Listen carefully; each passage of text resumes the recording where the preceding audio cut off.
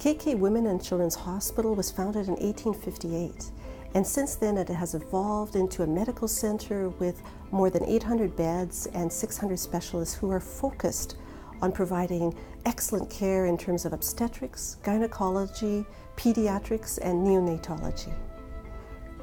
DDII also has a long history in the hospital, but we've grown particularly in the last 10 years.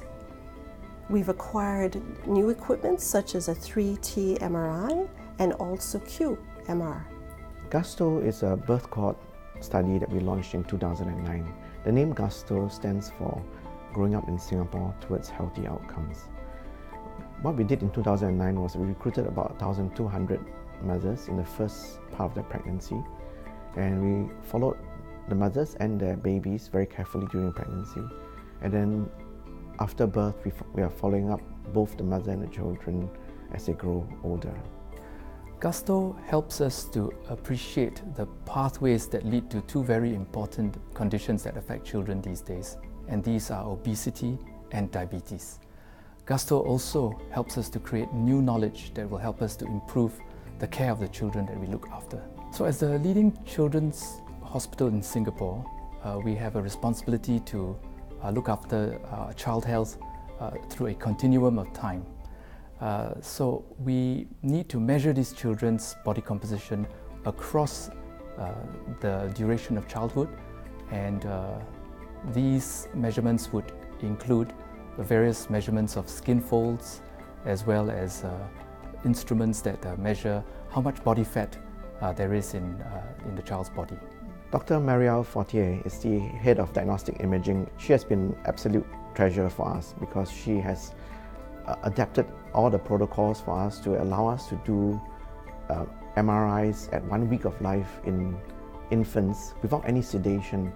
She and her team created this incredible protocol that allowed us to do 400 to 500 MRIs in very, very young children. And then her team again came through when the children reached 4.5 years of age. Because at 4 years, it's not easy to convince a child to stay still for an hour in an MRI machine. And she and her team again came up with ideas to persuade these children to go into the MRI machine.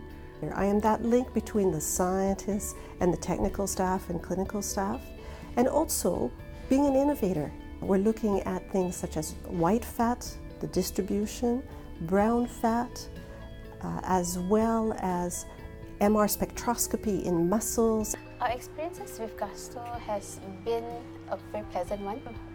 When he goes to the MRI scanner, of course the very first time he was a bit skeptical because it's the first time seeing that machine. But then later on, especially for the second visit, he knows what to expect. When we come over, the staff showed us the miniature version, and familiarized himself with the procedure. And then after that, we told him that, oh, we are going into this safari, where he'll see many kinds of animals. So when he actually goes inside the room, he's like, he looks forward to it. Espresto is another birth cohort that we launched in 2015. The name Espresto means Singapore Preconception Study of Long-Term Maternal and Child Outcomes.